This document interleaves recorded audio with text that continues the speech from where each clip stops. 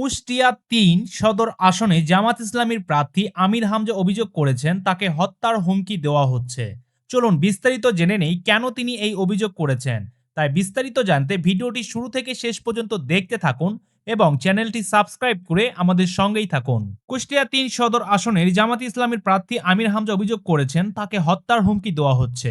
রোববার বিকেলে 4:30টার দিকে তিনি নিজের ভেরিফাইড ফেসবুক পেজে একটি পোস্ট দিয়ে এই অভিযোগ করেন।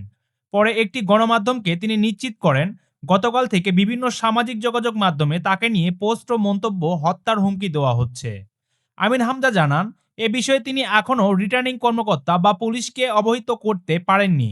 ফেসবুক পোস্টে তিনি লেখেন, গতকাল থেকে বিভিন্ন মাধ্যমে তাকে হত্যার হুমকি দেওয়া হচ্ছে। তিনি আরও লেখেন, মৃত্যুর জন্য তিনি প্রস্তুত আছেন এবং তার অনুপস্থিতিতে কুষ্টিয়ায় ইনসাফ কায়েমের যে লড়াই শুরু হয়েছে তা চালিয়ে যাওয়ার আহ্বান জানান।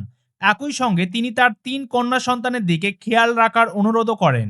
এদিকে ওয়াজ মাহফিলে সাবেক রাষ্ট্রপতি জিয়াউর রহমান ও তার ছেলে আরাফাত রহমান কোকোর নাম বিকৃতভাবে উপস্থাপনের অভিযোগে আমির হামজার বিরুদ্ধে কুষ্টিয়ায় ঝাড়ু মিছিল হয়েছে। রোববার সকালে সদর উপজেলার বটতল মোড় থেকে একদল নারী এই মিছিল বের করেন, যা ঝিনাইদহ মহাসড়ক হয়ে এমআরএস পাম্প এলাকায় গিয়ে শেষ হয়। মিছিলের নেতারা জানান, ওই বক্তব্য তারা ক্ষুব্ধ এবং এজন্যই এই প্রতিবাদ। তারা আমির হামজাকে এমন বক্তব্য থেকে বিরত থাকার পাশাপাশি ক্ষমা চাওয়ার আহ্বান জানান। অন্যদিকে জেলা বিএনপির পক্ষ থেকেও এই বক্তব্যের নিন্দা জানানো হয়েছে। তবে আমির হামজা দাবি করছেন আলোচিত বক্তব্যটি ২০২৩ সালের এবং এ বিষয়ে তিনি দুঃখ প্রকাশ করেছেন।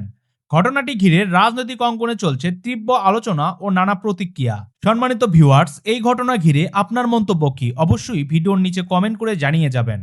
ভিডিওটি ভালো লাগলে একটি লাইক দিবেন এবং এরকম আরও তথ্য পেতে আমাদের চ্যানেলটি সাবস্ক্রাইব করে আমাদের সঙ্গেই থাকবেন।